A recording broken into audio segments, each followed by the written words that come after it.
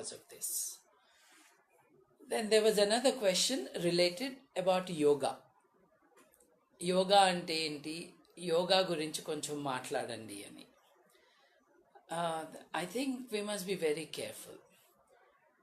యోగా అన్న పదాన్ని 5,000 సంవత్సరాల నుంచి దాదాపుగా వాడుతూ ఉన్నారు.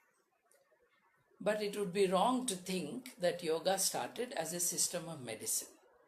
Yoga did not start as a system of medicine. You sit down and read the Yoga Sutras. If you read the Yoga Sutras, then you understand what the foundational texts of yoga talk about. There are some postures for sitting that are explained in the Yoga Sutras.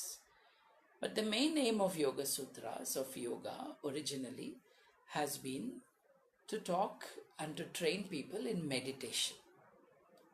And then Patanjali Yoga Sutra, if you read the classic texts of yoga, Kapil Ayavar wants me to talk about animal rights, but you should have sent that question in advance, Kapil.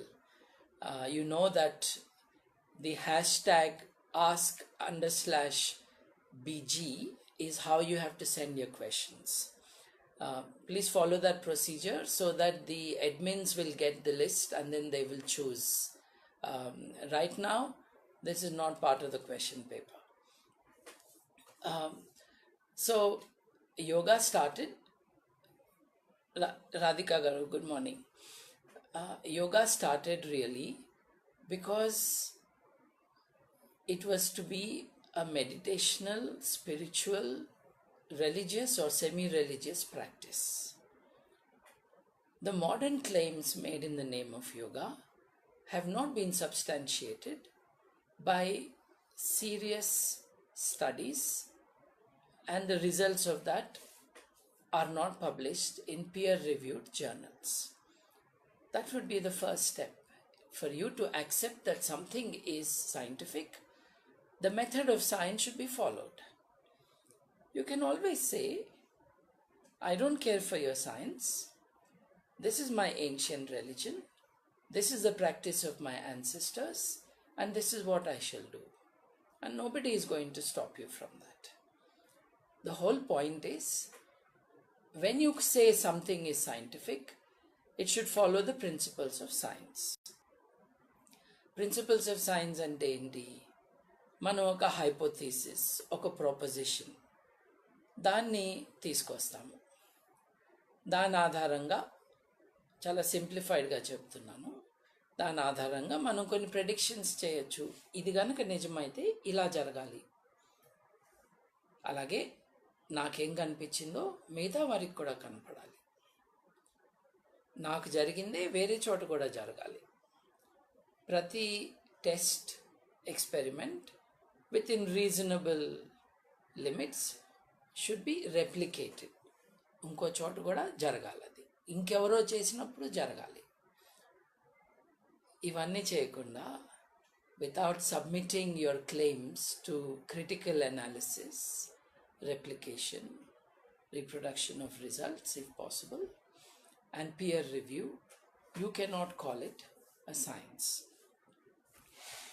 I think the question of yoga came up because recently we had some funny comments about laughter yoga. In many parts of the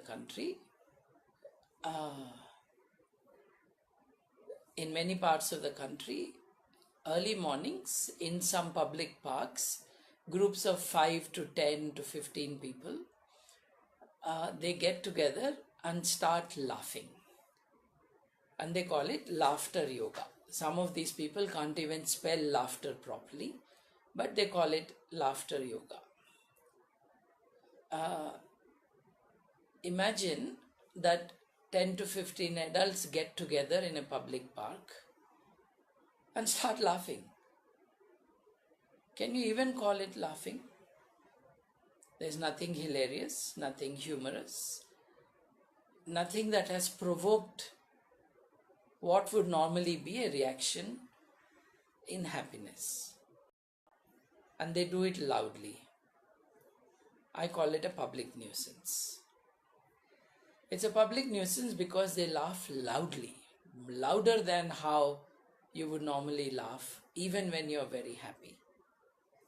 And they say that de-stresses you, that gives you health.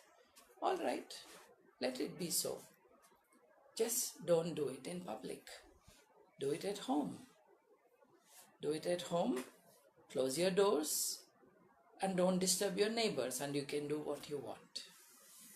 Vishwanath Jayanti is reminding us about homeopathy.